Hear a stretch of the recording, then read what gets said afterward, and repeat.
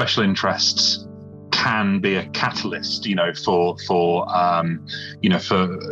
career choices, for making our way in the world, for being able to live independent lives. I think very often it can be very, very strongly associated. But as you say, there is a problem that we tend to get them stamped out of us at a very early age. Yes. I remember very vividly that when I was at school, I was the captain of the quiz team, which, as you can imagine, is like the coolest position. I was king obviously. of the jocks. But it was very interesting because we had to kind of work out what our specialisms were going to be, and it also kind of went into my history coursework that I was having to do too.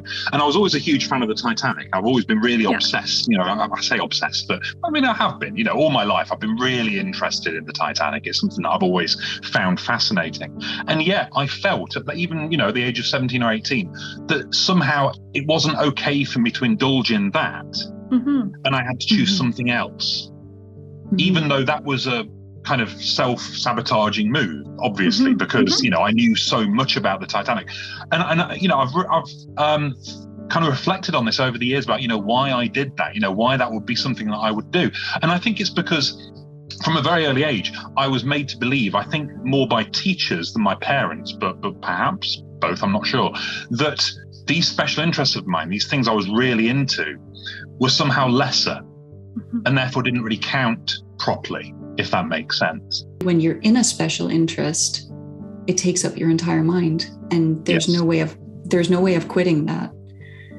And but sometimes those special interests really are potentially very harmful and can instill ideas that are not going to be good for your life.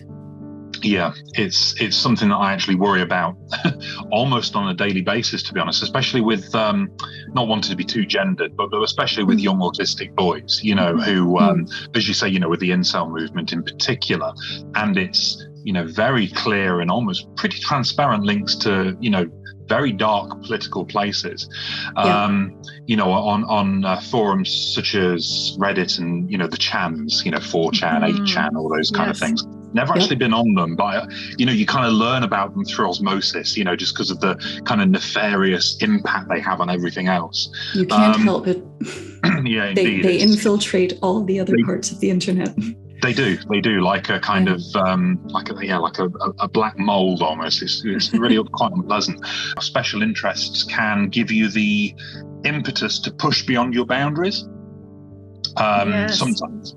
If the interest is sufficient and you're passionate enough about it, you can find yourself doing things that otherwise you would never have been able to do. Like in my case, being on stage and singing, which even now I'm looking back into, nearly 40 years old, I'm looking back thinking, I don't know how I ever did that. I cannot, it's so strange. But I had such a passion for what we were doing, for the music we were making and for music generally, and, playing guitar and songwriting, that I almost didn't think about it. I just did. I just got on stage and did it because I just had to. It became something that I just had to do. Even as adults, people are kind of discombobulated a little bit when you show that depth of passion and understanding of something. It's but yeah, whenever I get the chance, I just love it. It's the most wonderful feeling of kind of its release and its enjoyment and its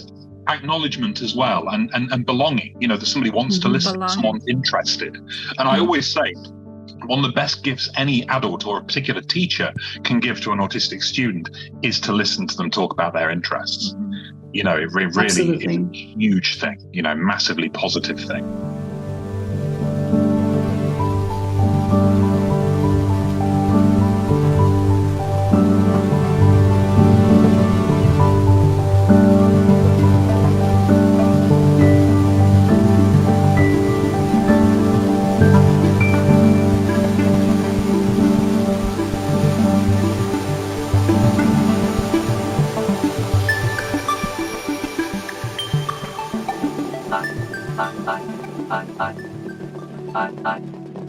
Autistic Tidbits Tangents.